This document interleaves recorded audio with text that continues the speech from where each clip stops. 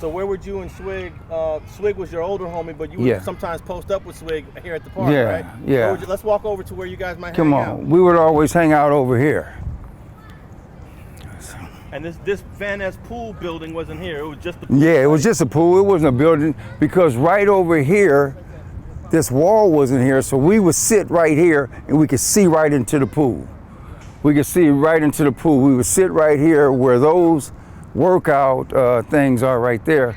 We used to just actually sit right there. What they charge to go in the pool back then? About 25 cents? That's it. 25. I don't even remember then. Less than that. It was less than 25 cents. I think at times it was 20 cents and stuff like that. Yeah. We would always, but you may be right. It may have been a quarter because I remember getting a quarter, and we would always come in. They would always make you.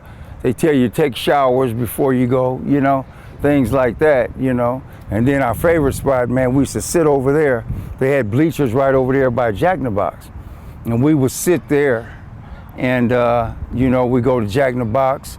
And then this police officer named Horn, he was a Klansman. He would come down and they would come through the park and they would actually roll on the football field. You know what I mean? Drive their cruiser. They would drive their cruiser. How would they get it through here? Right over here, there's a parking lot.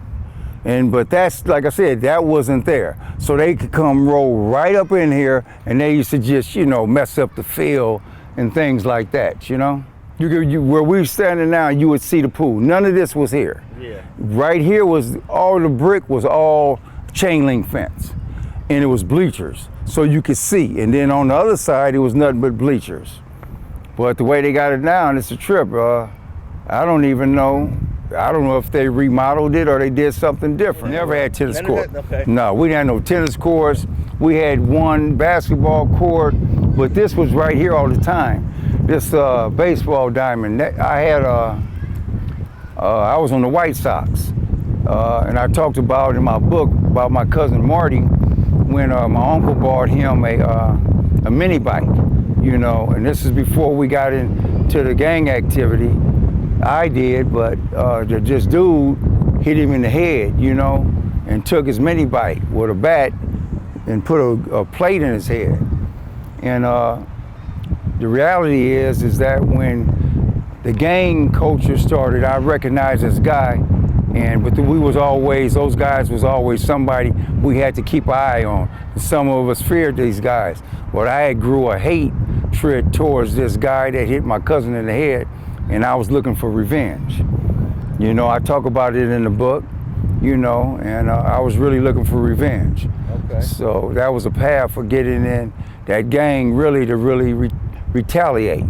Craig Munson, from my understanding, Craig Munson, I think he was a big brother too, like Tookie. He had muscles and stuff like that. Yeah. But they were avenues, I think.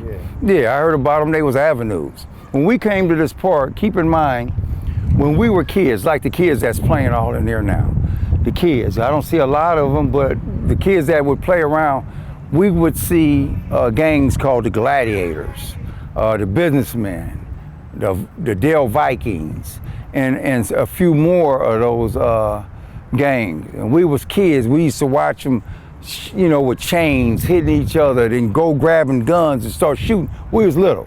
So we used to have to hide and make sure we wasn't a victim, but that's the kind of life that we grew up, and the things we're facing.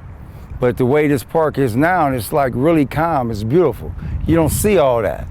Yeah. And I don't know if it's based on the gang junctions or what they did, but it's a beautiful thing because it gives these kids a chance to come and have some physical activity without the chaos. Wendell Tyler played for the Rams. He was at the park all the time too. He went to Crenshaw High School. I was going to ask you if Daryl Strawberry or Eric Davis. Yeah, Daryl Strawberry. Yeah, he stayed right over there.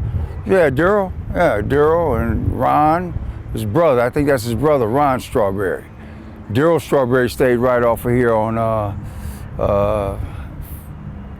Western and 54. He went to Crenshaw, right? Yeah, he went to Crenshaw. What about Eric Davis, the baseball player? Was he from Eric Eastside? Davis. I don't remember the name Eric Davis, okay. but Daryl Strawberry, without a doubt.